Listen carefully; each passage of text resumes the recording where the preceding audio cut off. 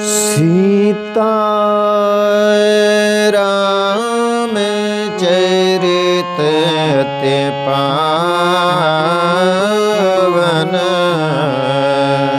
मधुर सरस रोयते मन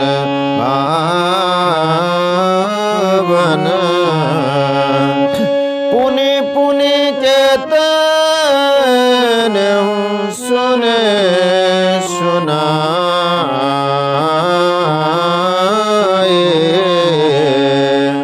किए के प्यास बुझत न बुझाए।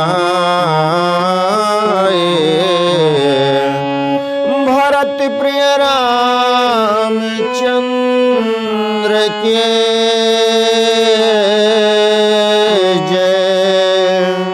उमापति महादेव के जय, पवन सुत हनुमान के जय।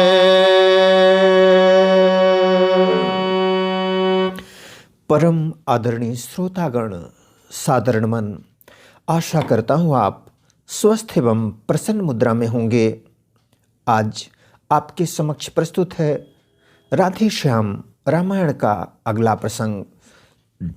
पूर्व के प्रसंग में हमने देखा प्रभु श्री राम कौशल्या मैया से आज्ञा एवं आशीर्वाद लेने के लिए प्रस्तुत हैं।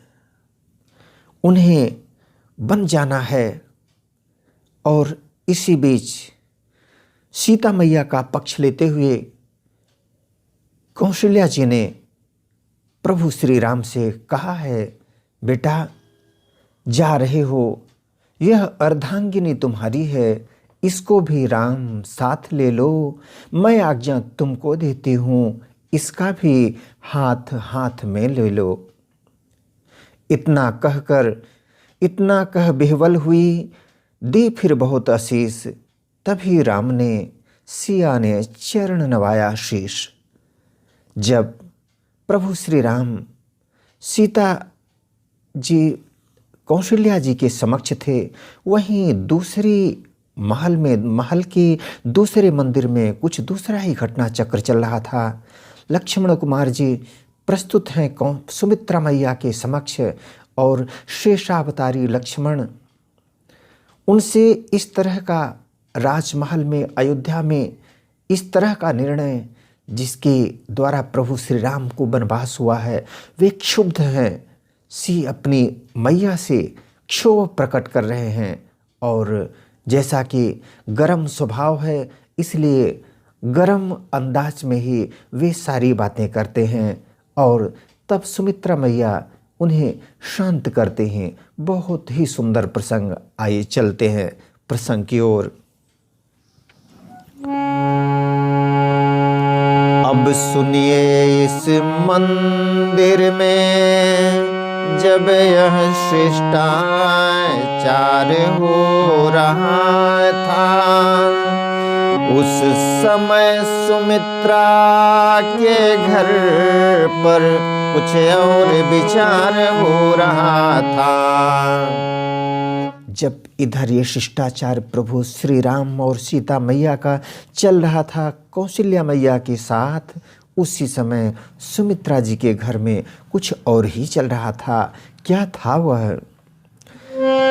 कौशल्या जी से सीता ने जैसे समस्त वृत्तांत कहा,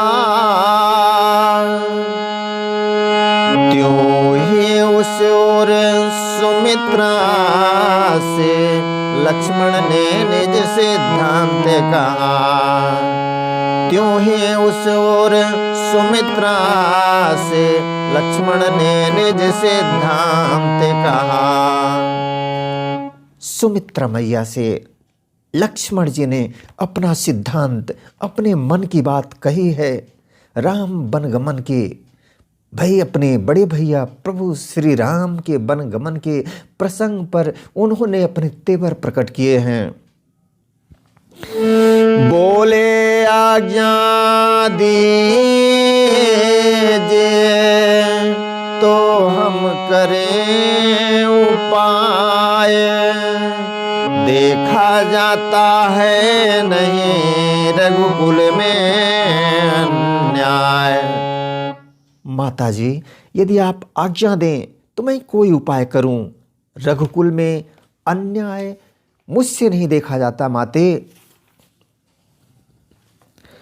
वह कौन मांगने वाली है जो मांग रही है राज तिलक,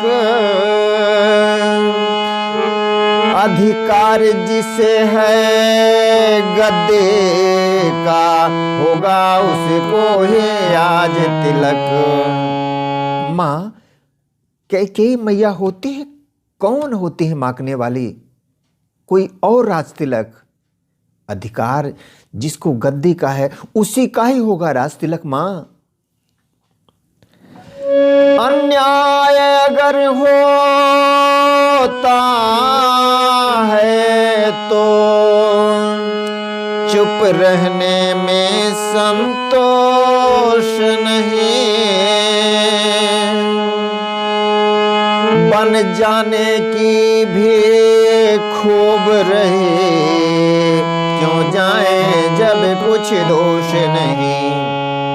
मैया, अन्याय अगर होता हो तो चुप रहने में संतोष नहीं होता, बन जाने की भी क्या बात हो रही है, खूब बात कही है बन जाने की, क्यों जाएं जब कोई दोष नहीं। माँ, माता बोली लोक मत तो होगा प्रतिकूल, लेकिन चलना पड़ेगा राजा के अनुकूल। मेरे लाल लक्ष्मण, ऐसा करना लोकमत के प्रतिकूल हो जाएगा बेटा, चलना पड़ेगा राजा के अनुकूल। जैसा राज्य में राजा का आदेश होता है उसी के अनुकूल चलना होता है। प्रतिकूल पिताजी के प्रण से पुत्रों का चलना ठीक नहीं, इसलिए मौन रहना अच्छा, यह बात निकलना ठीक नहीं। लाल, पिताजी के प्रण से पुत्रों का प्रतिकूल चलना अच्छा नहीं, इसलिए मौन रहना ही इस अवसर पर मौन ही अच्छा होगा मेरे लाल। इसलिए इस तरह की बात आगे निकलना अच्छा नहीं है ना। यदि नहीं प्रतिज्ञा वह होती तो भीषण आंदोलन होता, या वन में अवधपुरी होता, या अवधपुरी में वन होता। लाल, यदि वह प्रतिज्ञा न होती तो क्या भीषण आंदोलन हो गया होता, और स्वरूप ऐसा होता कि वन में अवधपुरी होती और अवधपुरी में वन हो जाता। लाल, इतना उथल पुथल होता।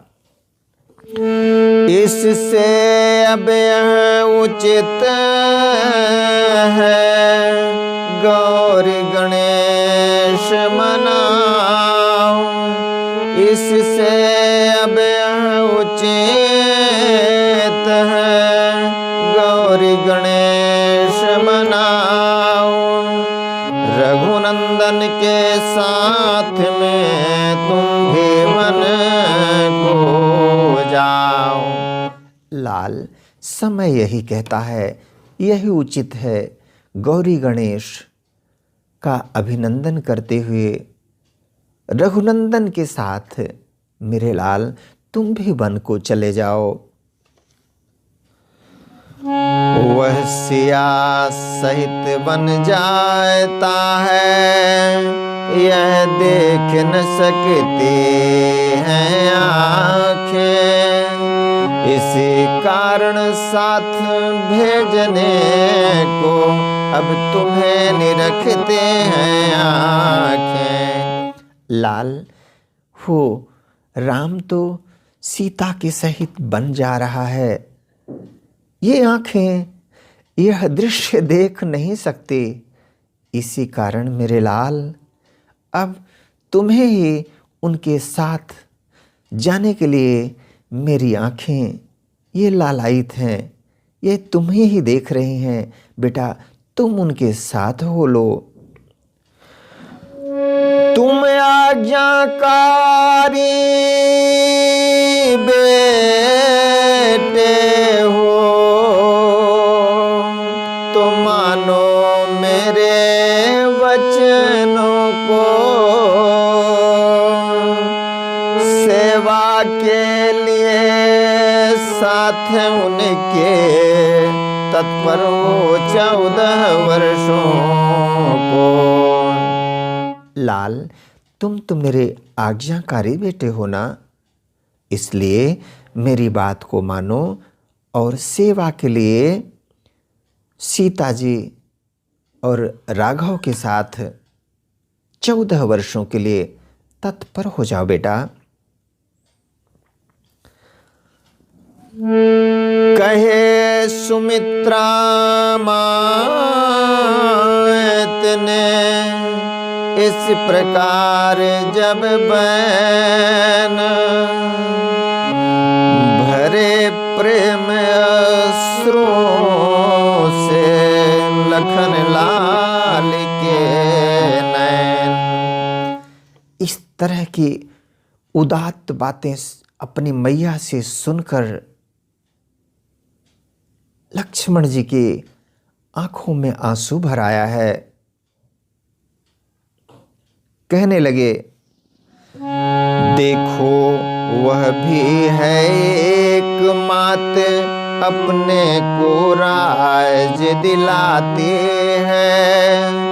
सौतेले लड़के को लड़कर घर से वन में भिजवाती है।